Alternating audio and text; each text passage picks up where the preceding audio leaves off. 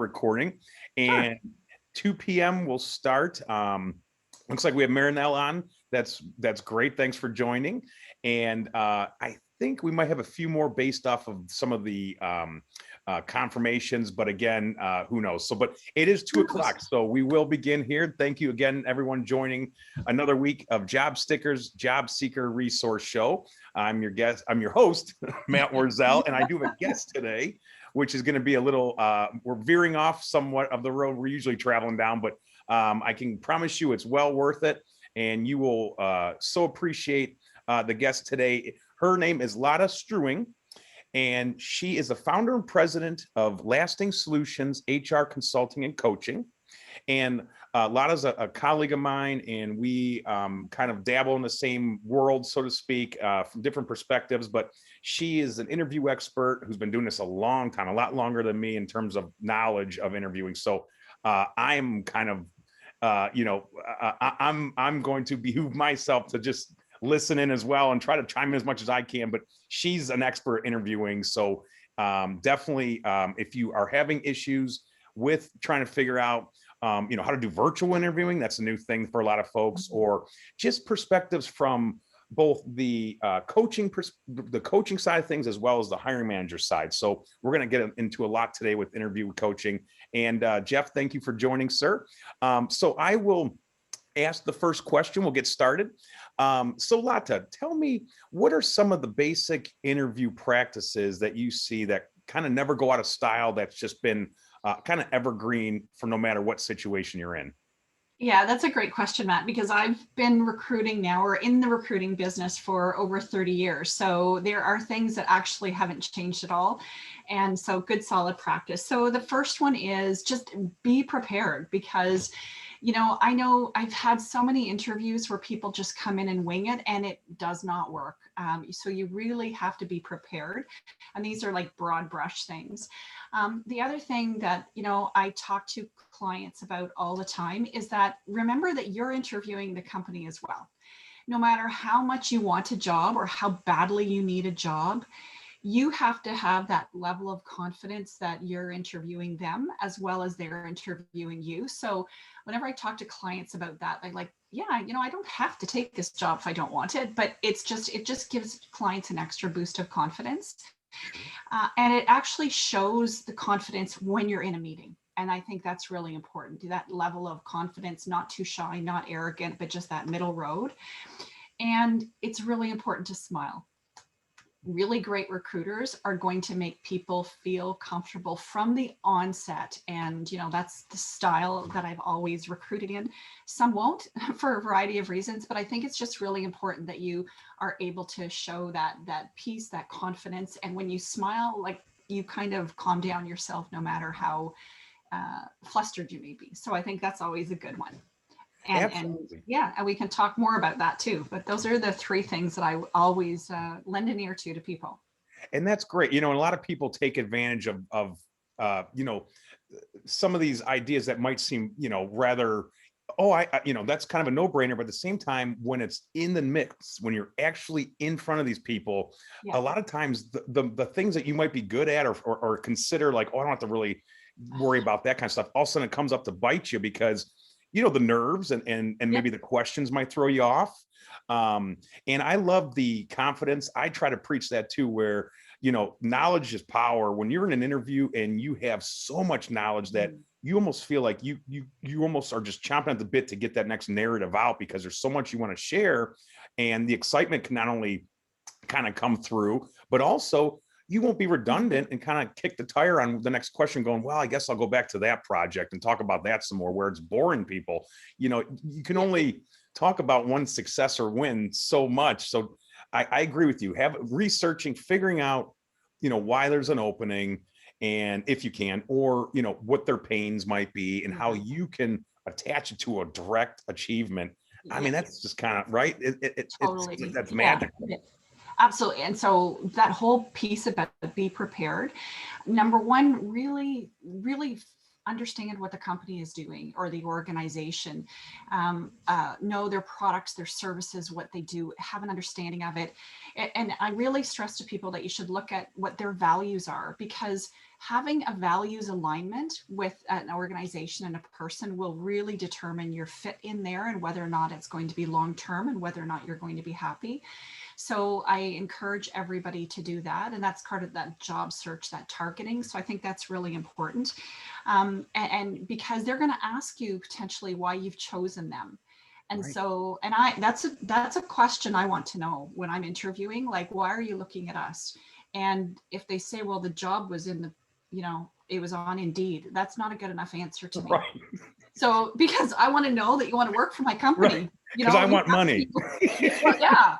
Right. But trust me, I've had that. Yeah. And then, when you ask people, again, that question about, what do you know about our company? And you and I were chatting about it. I worked for Hallmark Cards for 23 years, and honest, without a word of a lie, when I asked people, one interviewee, why they wanted to work for us and what we did, they didn't have a clue. So you know what, that tells me something. If you don't know who Hallmark Cards is, that tells me something about who you are. Right. Right. So, not that, and I've actually had people, one of my items at the end is always send a thank you. And I think that's from a Hallmark thing, but only 5% of applicants actually follow up with a thank you. And again, Hallmark, in the days when people sent greeting cards, we got a Carlton thank you card, and that's American Greetings in the US. Right. So it's like, okay, you didn't get it. You didn't get it. Right. So right. there are fundamentals within an interview that you have to, as a candidate, you have to be able to connect the dots. And so, understanding the company, understanding the job itself, looking at the job ad and aligning what you can do. So, when you see a job ad, you're thinking in your brain, oh, I can do that. I can do that. I can do that. So it's really important that if you know you can do those things, that you can attach a story to it, like a SAR, the situation, action, result, or you can attach an example to it. Because you may be asked those individual questions about, tell us about a time when, that behavior-based interviewing. So it's really important that you can articulate clearly about your experience.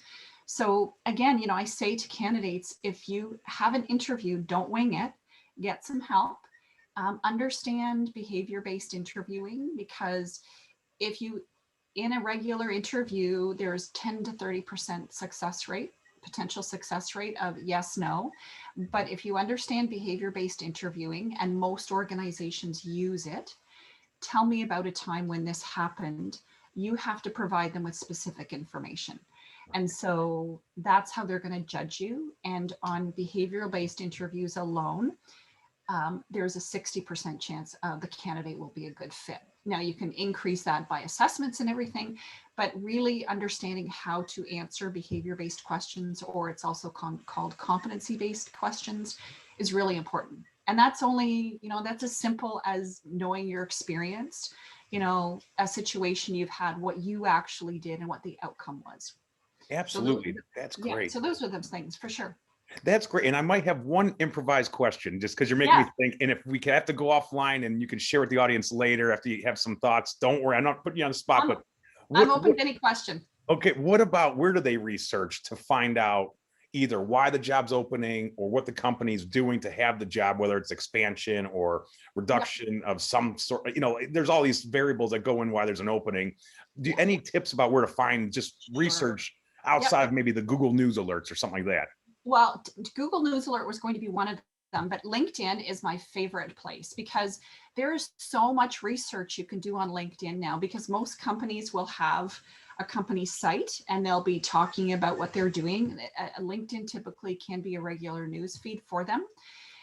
Also, many companies have newsrooms on their websites.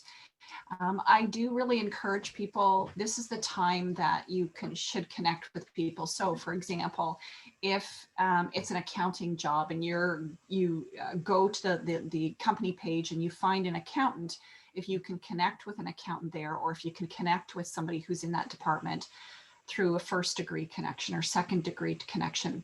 It's always great to have a conversation with somebody just to say, hey, you know, I saw this job, it's been posted. Can you tell me why it's there?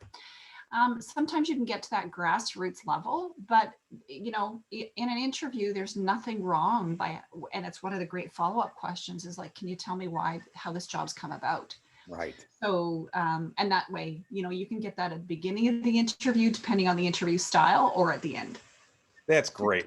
Yeah. Oh, this is good. And what would you say, if there's anything else you can share regarding, you know, things to know about interviewing from the hiring manager perspective? I always like to tell my clients, hey, look, you know, the interviews are not meant to be, they're not putting you on the spot on purpose. Bringing you in for interview means they want you to be the person, but now it's a matter of vetting to make sure you're a fit. And knowing that, you know, the timeline of hiring and the expense associated with sourcing all the way through negotiations and training and all that stuff, that, you know, it's supposed to be kind of somewhat very choosy because they don't want to waste money from someone who's leaving after a month, knowing that either they weren't a fit or the person's unhappy. So what would you say is a good thing to hear, just so people can have some empathy towards these hiring managers? Yeah, so you know what, I think if you're looking from an internal corporate perspective, I'll start with the recruiter. The recruiters in the last company that I worked with, they had a plate of about anywhere from 50 to 75 open requisitions per recruiter. Wow. So they're working on 50 to 75 jobs at a time. And you can consider that every manager has a different style of doing what they need to do.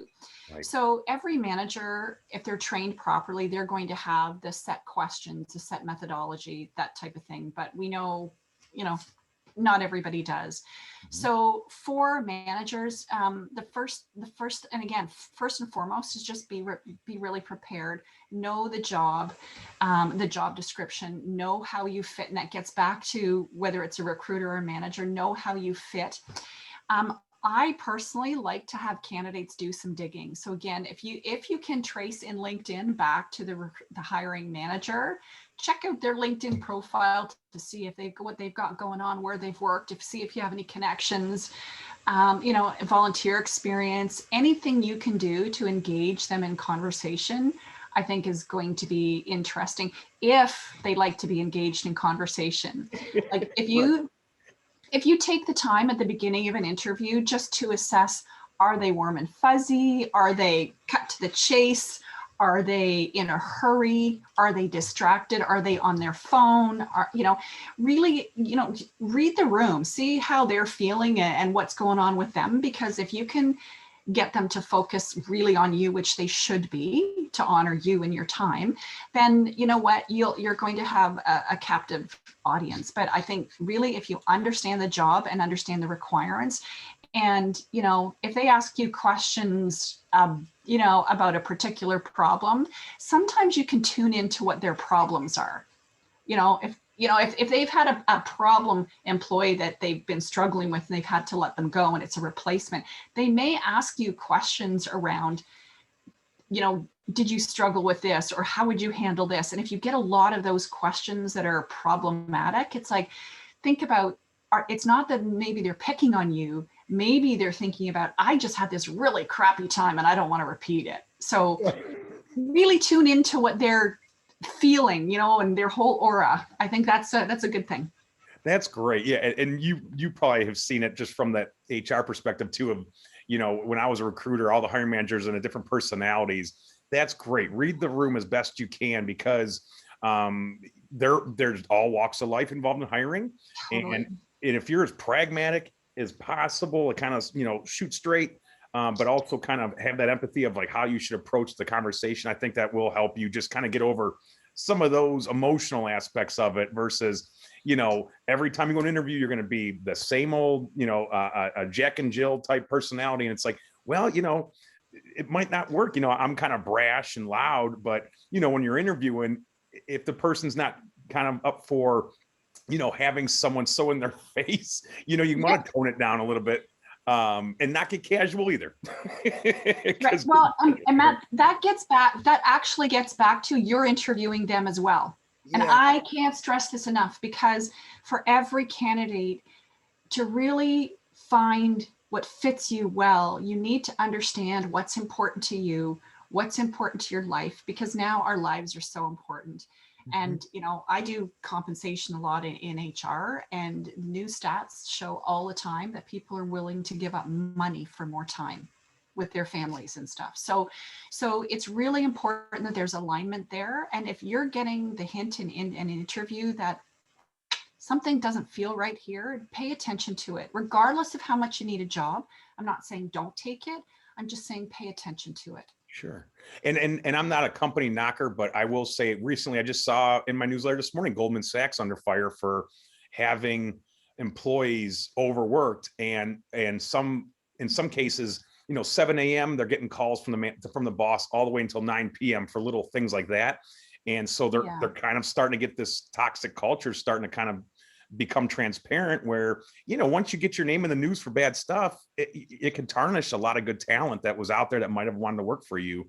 And so I appreciate you saying vet them, because you don't want to be a job hopper. You don't want to be someone that's having to do all this job hunting and interviewing again in 2 months. So, you know, don't let them hold the power of a position over you just because of the sake it's a position that's coming your way and you finally got an interview. It's like, no, do your due diligence, have a purpose of targeting certain companies, and then get creative to get an interview with those companies.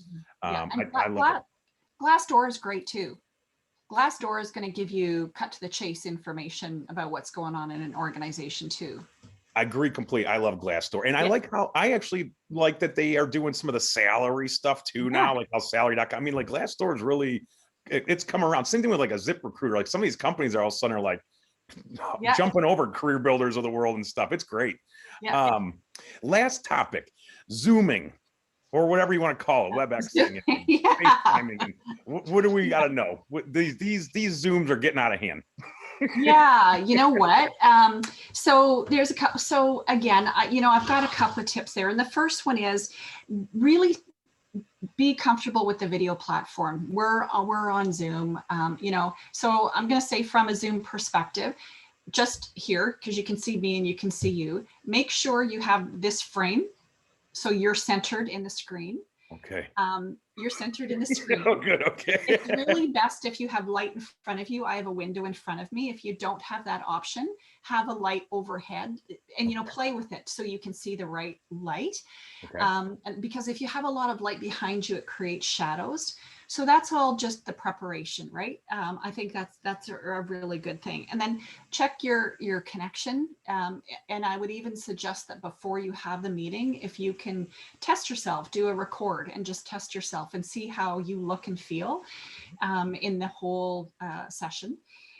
Also, make sure your camera's not blocked. I actually have 2 cameras on my laptop here, which I didn't know.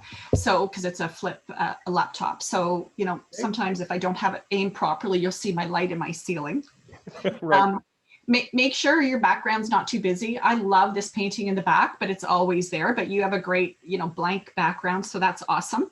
And make sure you have eye contact, because I've literally had interviews with people where they're like this because that's the way their camera is and they don't see that they're not looking at me. So it's really important that you're looking directly at the camera. So really watch the positioning of where your laptop is or your computer screen. I think that's really important. Dress for the job you want. I think that's really critical because I've had a lot of Zoom meetings with people with bad ponytails and sweatpants, and they're, going for an executive admin position, and that's just not okay. No, right. It's not okay. And you know what? If for any reason you're going to have a distraction, you have kids in the house and it is going to happen. They may wake up from their nap. We're in a situation now where we just have to be patient with each other. I've had numerous coaching calls with people with kids on their lap, and it's stuff you just wouldn't expect 13 months ago, right? Right, exactly. So if you think there may be a distraction of some sort, then it's right at the beginning, just say, look, I've tried to do this, or my internet keeps going up and down. If my internet goes down, how can I reconnect with you? Or do you have a phone number? Or, I may have this screaming baby all of a sudden, and I really apologize up front. So if you think something may happen, then absolutely just indicate that, because then you're not concerned. You know, it's like, I just give me 1 sec, right? Then they know it potentially can happen. And I think also just keep your body language open. I think it's just really important that you do that. You know, the other benefits that I think are amazing with Zoom is you can't see right now if I'm taking notes or if I'm reading from notes. Right. So it actually adds a little bit of good stuff there as well, because it provides that for you. But from Zoom, I've hired candidates on Zoom, and honestly, I haven't met them yet. And so it's a different world. It really is a different world right now. And so I'm finding it's really interesting. And, you know, I think the other thing is when you're on a medium like we're on now, just be as comfortable as you can be. I think, you know, be yourself, and some of those good standard practices, but from a technology perspective, don't let it scare you. Don't let it pull you off course at all.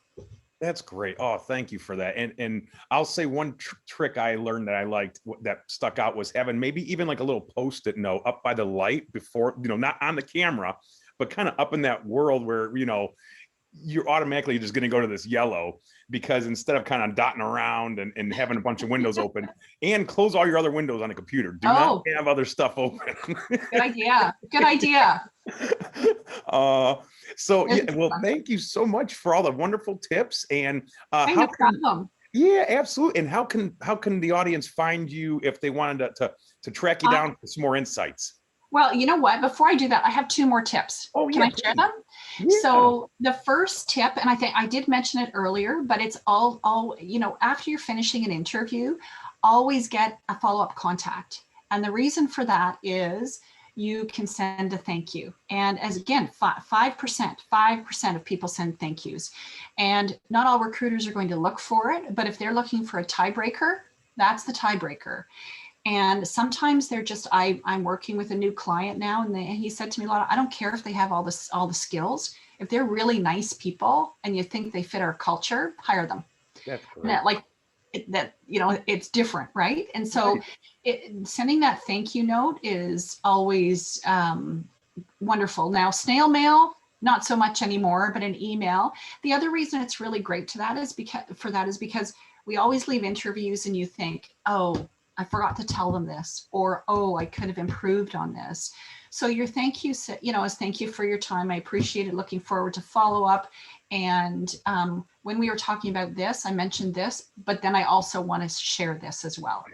Because, yeah. And then again, in that last part of the meeting, if it's important that you ask some really well thought out questions. Again, if they haven't said to you why the job has come available, let them know why. And then also ask them what next steps are, because, you know, I always say next steps, but some recruiters won't, and some recruiters ghost, and I don't think they do it intentionally. But you need to understand what their process is, because some recruiters feel if they don't want you, they don't need to contact you back. Again, I come from old school, that you're going to hear from me one way or the other. So newer recruiters don't think that. So you just need to understand that, because you need to keep looking until you have a job offer. So, and the other thing that I would just say is, this is the time where you have to be bold and go out of your comfort zone. I'm actually an introvert, more so. Nobody believes that, but it's true. I used to find it difficult to follow up and you know, and be bold and go out of my comfort zone. And like, you want me to follow up the recruiter? Like, but you have to do it. You have to. And honestly, they don't mind. They actually don't mind, because if they have a great candidate drop in their lap, you've saved them some work. So if you're, you know, shy about that at all, just know that it's not going to be a horrible thing. And how often should they tickle, quote unquote, the recruiter to let them know you're still around for future jobs? Well, you know, again, great question, Matt. And that's why one of the last questions, if you have not been offered this information, is to say, what are next steps and when can I expect to hear from you? So if they say by next Friday, if you don't hear from them by next Friday, you get back to them on Monday, either with a phone call. Phone is easier if you can get them, or email, right? So, and you just keep following up, and in 4 or 5 day increments. But again, always ask that question. That's great. Oh, this is wonderful. And, you know, the one other thing I heard too that I really liked was if they do find someone for the job, reach out to them and say, hey, congrats, you filled that role. That's fantastic. Please do keep me in mind for future jobs, because it kind of shows that that you understand how it probably was difficult for them to find the right person, and it makes you look kind of like pleasant and mindful of their needs. And I think recruiters, like you said, they don't ghost on purpose, but they're busybodies and they're on the move and they got a lot of seats to fill, so it's unintentional. Absolutely. They do ghost.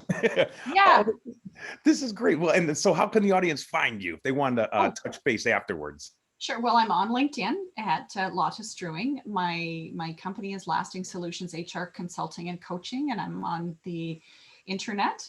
I have my own website, and so I'm there. I just put your name in the text. Okay. In the there's chat. There's only one of me. So if you Google that, you'll find me. Yeah. Oh, that's great. Okay. Oh, thank you, Lotte. And thank you everyone for joining. If there's any questions, I'm happy to answer them. Oh, good. Yeah. And I'll definitely have you on. I definitely want to talk some more down the road. We'll have you back and see what's just kind of shaking in the interviewing training world.